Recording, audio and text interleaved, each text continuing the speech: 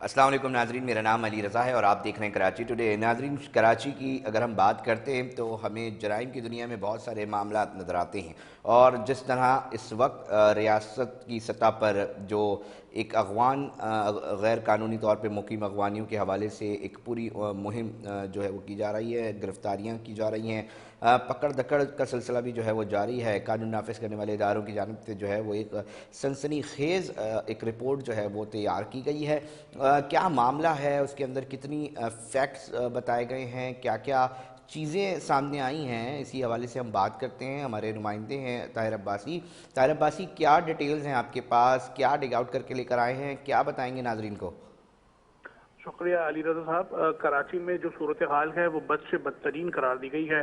Karachi police chief ने भी इसका एतराफ़ किया है और वो ये बताते हैं कि जो कराची में 4 लाख से ज़ायद गैर कानूनी मुकीम अफगानी बाशिंदे हैं, इनमें से बेशतर जो है वो संगीन जराइम की वारदातों में मुलव्वस हैं। कराची में दहशत गर्दाना वाक़यात हो, स्ट्रीट क्राइम हो, कत्ल गारतगिरी, अगवा बराए तावान, मंशियात की फ़रोख्त और स्मगलिंग के बड़े बड़े वाक़यात और उसकी जो पाइपलाइन है, इन सब में अफगानी गैर कानूनी मुकीम बाशिंदे मुलविस हैं। साथ इदारों ने जो मुश्तरका तौर पर रिपोर्ट तैयार की थी, उसके बाद ये बड़ा ऑपरेशन जो कराची में शुरू हुआ है। हतमी तौर पर अब तक तकरीबन 2000 से जायद गैर कानूनी मुकीम अफगानियों को गिरफ्तार किया गया है। इन्हें अदालतों में पेश किया जाता था, वहां से इनकी जमानतें हो जाती थी। अब ये जो है वो हिकमत अमली तैयार की गई है। ये गैर कानूनी मुकीम जो अफगान बाशिंदे होंगे, इन्हें जेल भेजने की बजाय मुनज़्ज़म मनसूबाबंदी के तहत डिपोर्ट करने का फैसला किया गया है। कराची पुलिस चीफ के बताए गए आदाद शुमार के मुताबिक चंद रोज के दौरान 1574 के करीब अफगान बाशिंदे हैं जिन्हें डिपोर्ट किया जा चुका है। वो जो आदाद शुमार बता रहे हैं कि माजी में जो चंद माह के दौरान स्ट्रीट क्राइम की वारदातों में मुलविस मुल्जिमान को गिरफ्तार किया गया था, इनमें 225 ऐसे मुल्जिमान थे जिनका ताल्लुक अफगान गैंग से था, जिसमें से 7 मारे जा चुके हैं। और ये जो मारे जाने वाले मुल्जिमान थे, इनके पीछे भी एक मुनज़्ज़म गिरोह था जो कराची के बल्दिया टाउन से ऑपरेट होता था, जिसमें ना कि सिर्फ सियासी रहनुमा हैं, वकला हैं और दीगर जो है वो बासर लोग हैं जो इनकी सरपरस्ती करते थे। ये 225 जो अफगान बाशिंदे हैं, ये ट्रायल हैं अदालतों में और ये जेल में कैद भी हैं। इन्होंने जो इंकशाफात किए हैं, कराची में कमोबेश 700 से जायद ऐसे अफगान बाशिंदे हैं जो तसलसल के साथ स्ट्रीट क्राइम की वारदातें कर रखे गए, लूट मार कर रखे गए और मुजामत पर शहरियों को गोलियां भी मार रखे गए।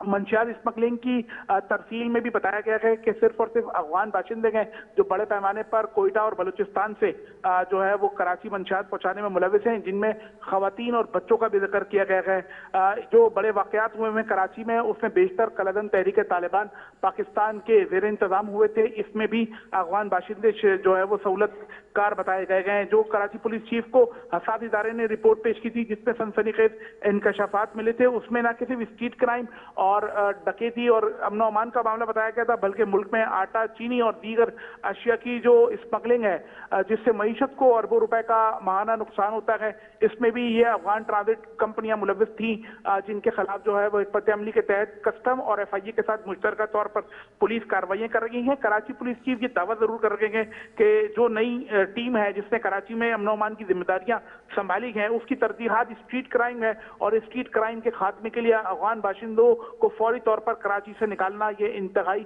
अहम तरीन मौजूआत में शामिल किया गया है।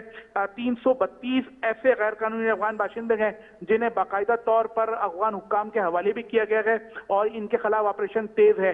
कराची में जो इलाके हैं जहां पर ज्यादा अफगान बाशिंदे रुपोश हैं, जहां इनके ठिकाने हैं, उसमें सरे फहरिस्त कराची की गुलशर मेमार पुलिस स्टेशन की हदूद में वाक़ अफगान बस्ती है, जो कि ताल अब तक पुलिस और रेंजर समेत दीगर जो कानून नाफिज करने वाले इदारे हैं, ये इनके लिए भी नो गो एरिया है और फिलहाल वहां तक अब तक कोई ऑपरेशन नहीं हो सका है।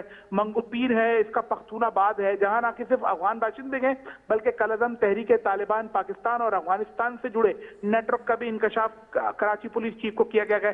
कटी पहाड़ी और इसके अतराफ के इलाकों में भी ये अफगान बाशिंदे मौजूद हैं। ताहिर अब्बासी, जिस तरह आप बता रहे हैं ना कि एक बहुत बड़ी तादाद है जो कि इस वक्त मुकीम है और उसकी तादाद जो है वो 4 लाख बताई गई है, तो इसके अंदर अगर जो रेशो सामने आ रहा है गिरफ्तारियों का वो तो बहुत कम है।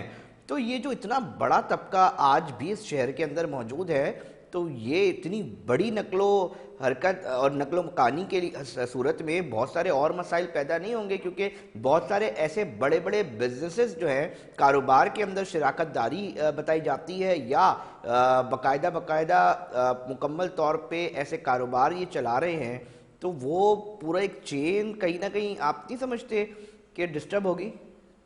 अली साहब बिल्कुल, ना कि सिर्फ अशिया खुर्दोनोश है, खाने पीने की दीगर अशिया है, पहनने का कपड़ा है, इस्तेमाल आने वाले मक्खन, जूस और दीगर इस तरह की चीजें हैं जो हमारे बच्चे इस्तेमाल करते हैं, खिलौने हैं और दीगर कीमती चीजें हैं, गाड़ी के टायर हैं, गैर कानूनी स्मगल शुदा तेल है, डीजल है, इन तमाम में यही गैर कानूनी अफगानी मुकीम जो है ये मुलविस हैं।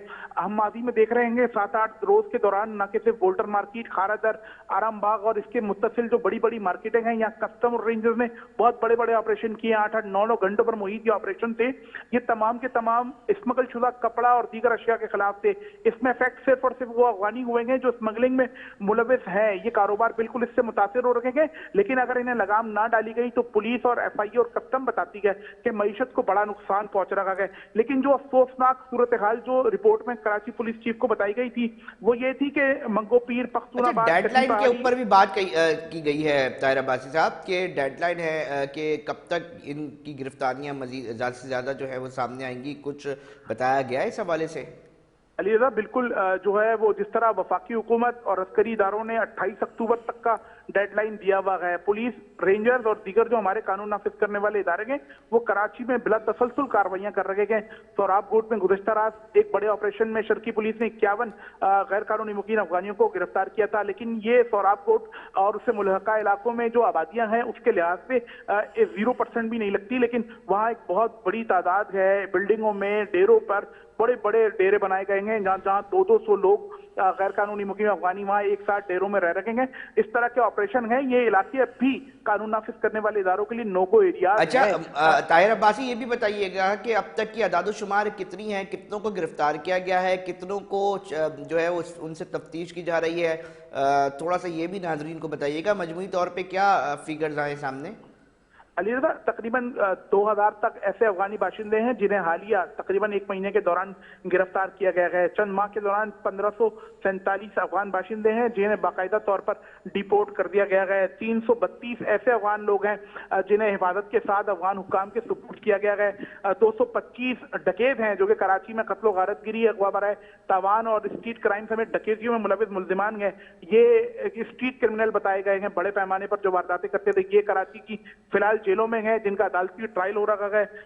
7 के करीब अफगान बाशिंदे 1 माह के दौरान मारे जा चुके हैं, तकरीबन 600 के करीब गिरफ्तार हुए हैं। ये तमाम के तमाम वो हैं जिन्हें अब अदालती ट्रायल की बजाय बाकायदा तौर पर अफगान हुक्काम के हवाले किया जाएगा और इन्हें डिपोर्ट करने का। अच्छा ताहिर, ये भी बताइएगा ना कि देखिए बात ये कि जिनको डिपोर्ट किया गया है और जो गिरफ्तारियां सामने आ रही हैं, इसमें स्मगलर्स हैं और किस किस तरह के लोग जो है वो अब तक सामने आए हैं, क्योंकि बहुत बड़ी पैमाने पर जिस तरह फिगर्स आ रही हैं कि माड़ी में ऑपरेशन चल रहे हैं, हम ये देख रहे हैं कि वहाँ पर करोड़ों रुपए का सामान बरामद हो रहा है। ये तो अब तक पता नहीं कब से चल रहा होगा, तो अब तक तो ये पूरे पाकिस्तान के अंदर जो है वो फैला होगा। कानून नाफिज करने वाले इदारे गिरफ्तारियों के साथ साथ कुछ ये बता रहे हैं कि इसका असर एक आम आदमी तक कब तक पहुँच सकेगा? अली रज़ा बिल्कुल, जिस तरह आपने जिन जगहों की निशानदेही की है, सोराबकोट पर बस अड्डा है, अबुल हसन असफानी रोड का बस अड्डा है, सईदाबाद टर्मिनल है, साथ और कई डंपिंग पॉइंट है। लियारी में ये जो मुसाफिर बसें आती हैं ये जहां रुकती हैं वो डंपिंग पॉइंट है, यहाँ स्मगलिंग का सामान जरूर उतरता है। इसकी रोकथाम के लिए पुलिस और कस्टम दाखिली और खारजी रास्तों पर मुतहर्रिक हो चुकी हैं, वहाँ मुसलसल कार्रवाइयाँ हो रही हैं। हालिया दिनों में जो कार्रवाइयाँ हुई हैं तकरीबन 30 करोड़ रुपए मालियत का सामान पकड़ा जा चुका है और जो एक बड़ा आदाद शुमार कस्टम, रेंजर और पुलिस के साथ मुश्तरका तौर पर आ रखा है। जो पकड़े जाने वाला सामान है वो तकरीबन 2 अरब रुपए मालियत तक का है। ये चंद रोज की कार्रवाइयां हैं। इस तरह अगर ये मुसलसल मुकम्मल तौर पर ये स्मगलिंग की तरसील रोक दी जाए तो मईशत को इसका बड़ा फायदा होगा। तो इसके लिए अस्करी हुकाम की हिदायत पर कराची में पुलिस, रेंजर और दीगर कस्टम समेत दीगर इदारे हैं वो काम कर रहे हैं और ये ऑपरेशन जारी है। 28 अक्टूबर की जो डेडलाइन है वो सिर्फ उन लोगों के लिए है जो अफगान बाशिंदे कराची में गैर कानूनी तौर पर मुकीम है वो चले जाएं। ऐसी इत्तलात भी हैं जो जराये से बता रहे हैं लोग कि जो पाकिस्तान से खुरूज के रास्ते गए वहां रश लगा हुआ है अफगानियों का अफगानिस्तान में दाखिल होने के लिए, वो भी अपने मामला देख रहे हैं, लेकिन पाकिस्तान से लोग भागना शुरू हो चुके हैं। अच्छा ताहिर, ये भी बताइएगा, इत्तलात हैं आपके पास इस हवाले से कि देखें इतना बड़ा नेक्सस चल रहा है कराची जैसे शहर में जो माशी हब कहलाता है, कहा जाता है ना कि ये शहर चलता है तो पूरा मुल्क चलता है, वहां पर मुकम्मल तौर पे पैरेलल इकोनॉमी जो है ब्लैक मार्केट की वो कायम हुई है, तो वो इतनी आराम से तो कायम नहीं होगी। यकीनी तौर पे उसके अंदर बहुत सारे इदारों के बहुत सारी काली भेड़ें भी होंगी, तो उनके खिलाफ भी कोई कार्रवाई होगी, उस हवाले से भी इत्तलात हैं, क्या हैं जरा वो भी तो बता दें।